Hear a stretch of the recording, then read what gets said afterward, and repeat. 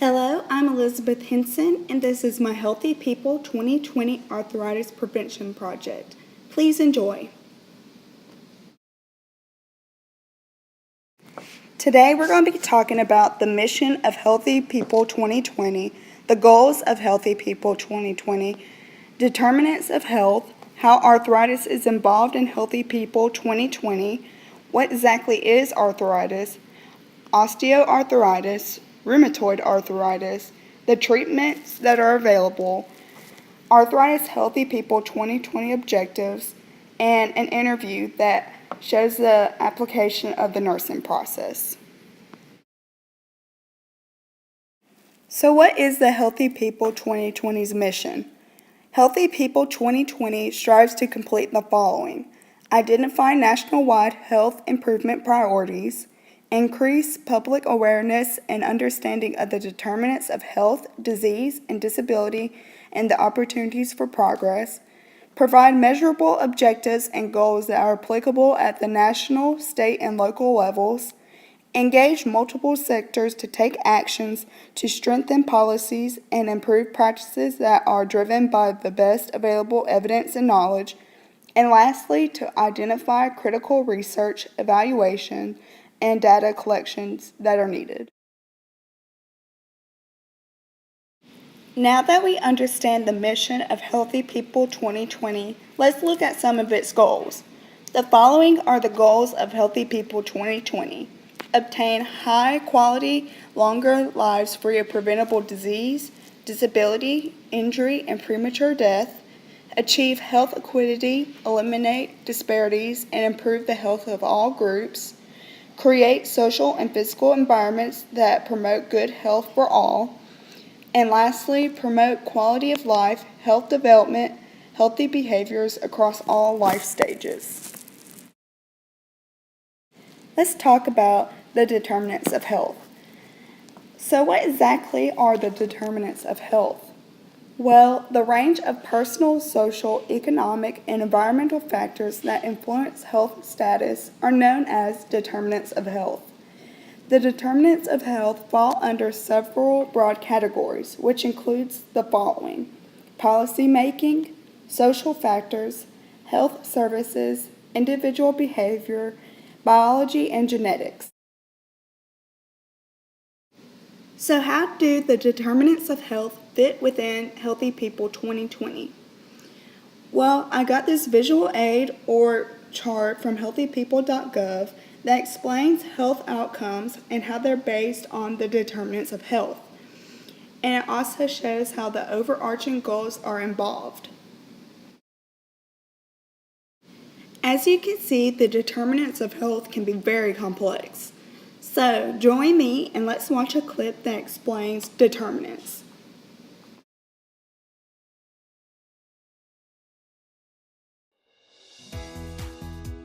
Determinants of Health, a framework for reaching Healthy People 2020 goals. What makes some people healthy and others unhealthy? How can we create a society in which everyone has a chance to live long, healthy lives? These are just a couple of the important questions that Healthy People 2020 explores. The range of personal, social, economic, and environmental factors that influence health status are known as determinants of health. Determinants of health include biological and genetic makeup, individual behavior, social interactions and norms, the physical environment, and access to health services.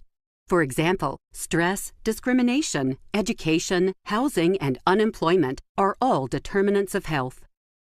Healthy People 2020 places new emphasis on the social determinants of health, while continuing to address the full range of determinants. Health starts in our homes, schools, and communities. Let's take a closer look at how determinants of health can affect our lives. Meet Carla, a 6-year-old African-American girl. Carla lives in an urban area. She doesn't have any parks or playgrounds close to her apartment building, so she does not get enough daily physical activity. Carla takes the bus to school and back. Her grandmother stays with her after school. Carla typically watches 4 hours of TV a day. Now, picture an intervention that can change Carla's determinants of health. A group of parents work with the school board and the local YMCA to keep the gym at Carla's school open later on weekdays and on days when the school is closed for vacation. This provides community members with a safe space to exercise and play. Now, Carla's grandmother meets her at the gym after school. Carla's physical activity level increases as she spends more time playing with friends at the gym and walking around the track with her grandmother. She is spending her after-school hours at the gym, which means she's also watching less TV. Let's look at another example. Meet James, a 76-year-old Caucasian man. James lives in a low-income neighborhood surrounded by convenience stores and fast food restaurants. James has to take the bus to get to the closest grocery store. Diabetes runs in his family, and James was recently diagnosed with type 2 diabetes. What type of intervention may benefit James? How about a subsidized farmers market within walking distance to James' apartment? The City Health Department and a statewide farmers organization create a local farmers market program in James' community. The program is subsidized by the city, which allows farmers to sell fruits and vegetables at a lower cost.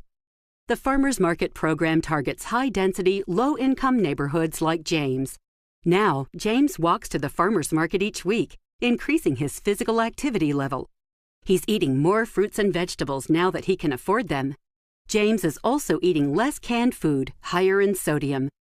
James' new diet and increased physical activity are helping to keep his blood sugar under control. These examples show how determinants of health can impact our lives and how, working together, we can improve the health of individuals and communities.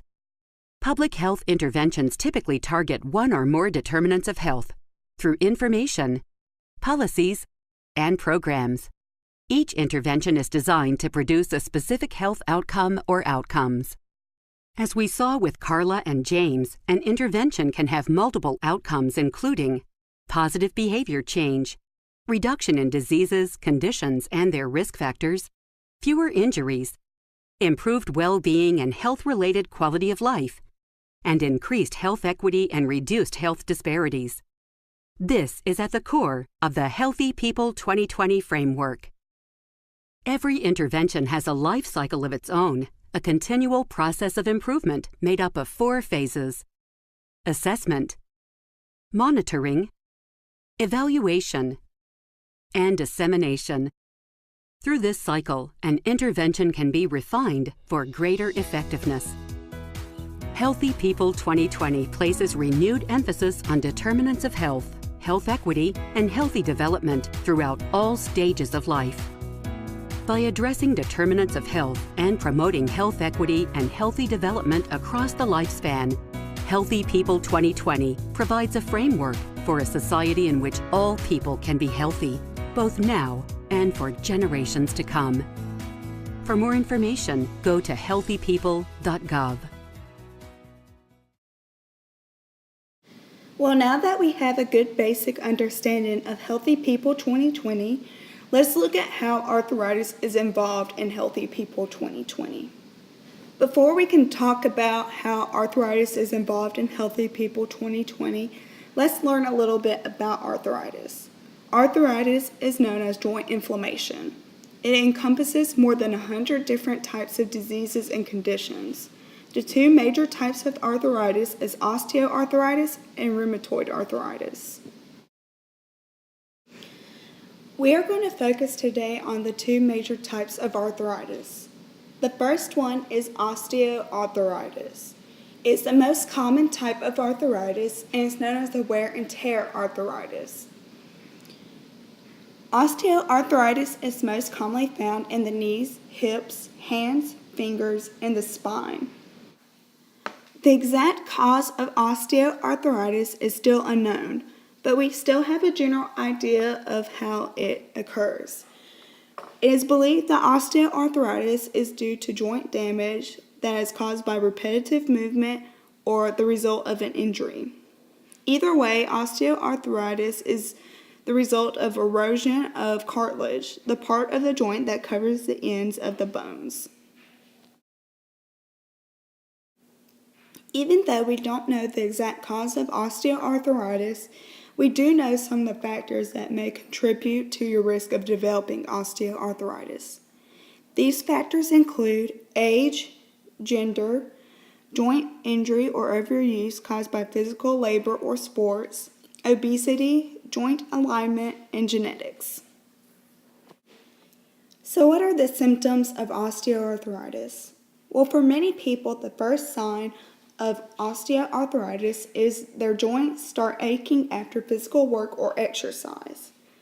After the disease progresses, the most common symptoms include the following: pain in the joint, swelling or tenderness in one or more joints, stiffness after periods of inactivity, flare-ups of pain and inflammation after use of the affected joint, crunching feeling or sound of bones rubbing on bone when the joint is used.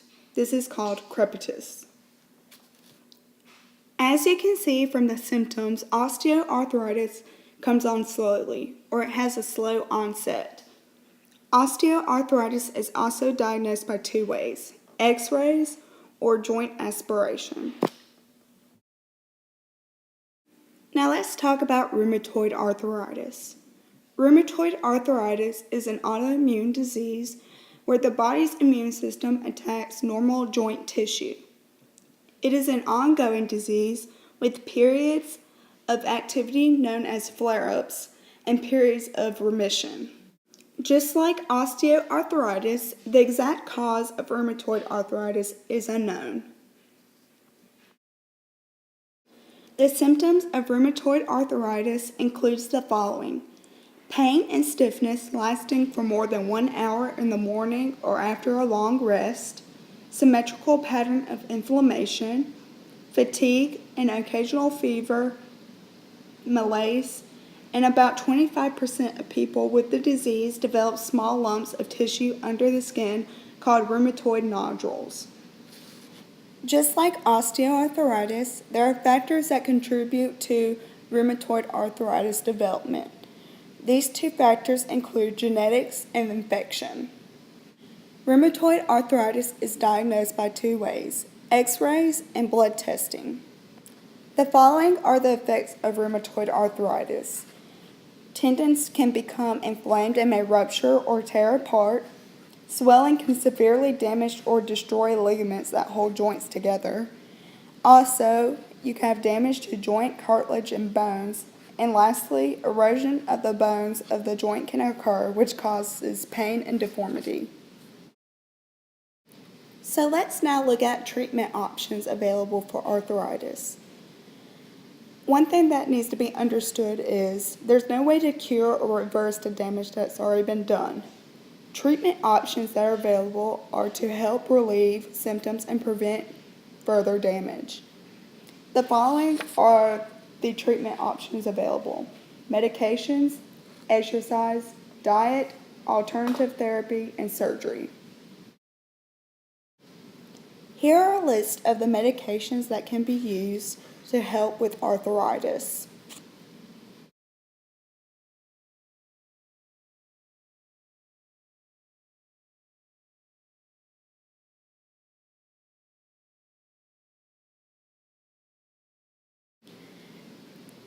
Treatment options that are beyond medication includes exercise, weight loss or management, alternative approaches such as meditation, massage therapy, heat and cold therapy.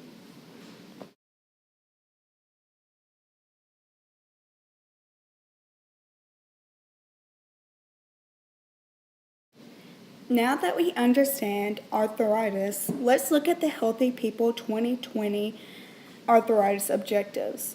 The next 3 slides includes all the objectives that pertain to arthritis.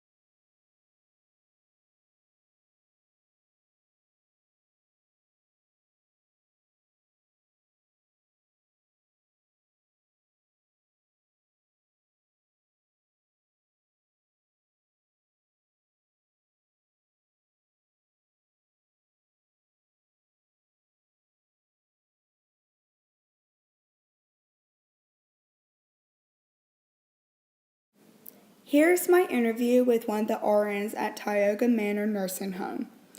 She talks a little bit about the nursing process that involves arthritis in Healthy People 2020.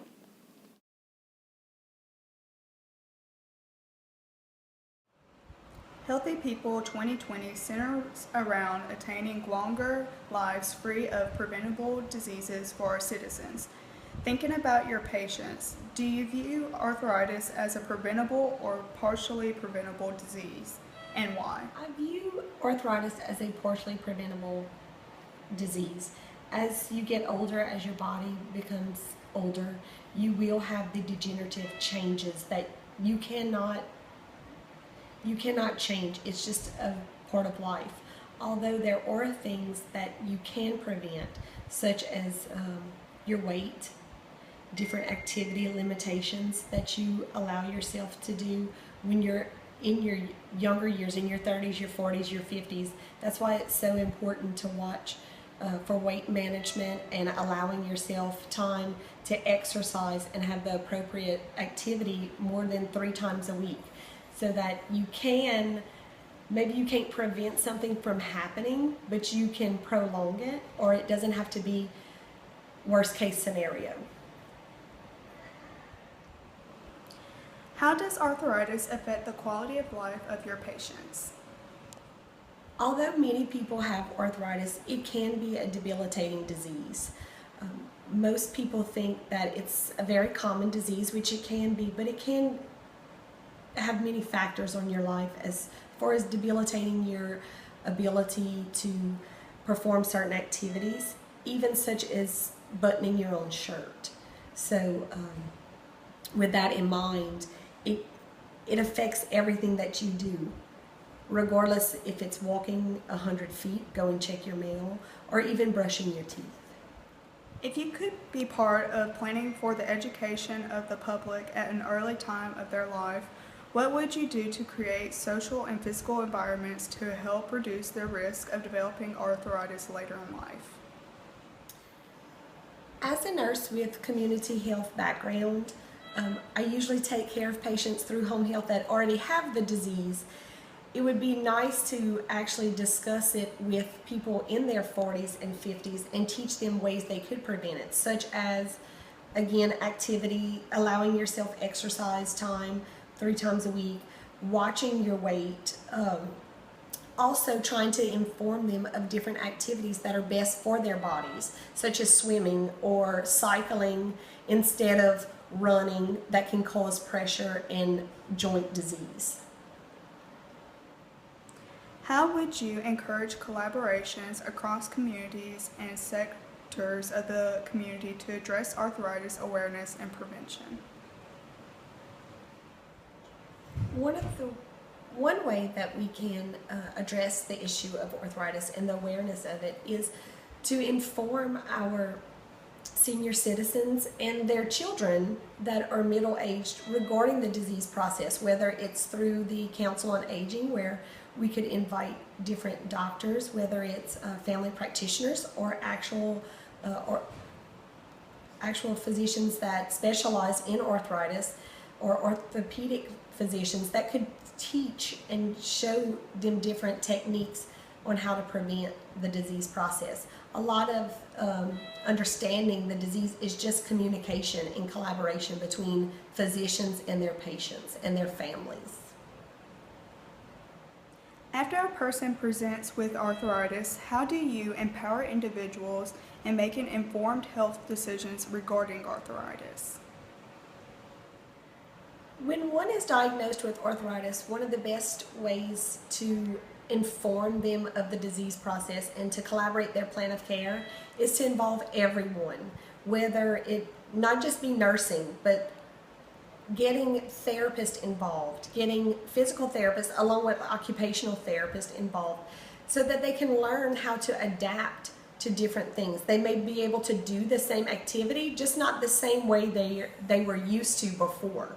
They may need adaptive equipment and different things like that. Also, just collaborating with the physician and letting the family know what the expectations are and what their goals are the best way to start.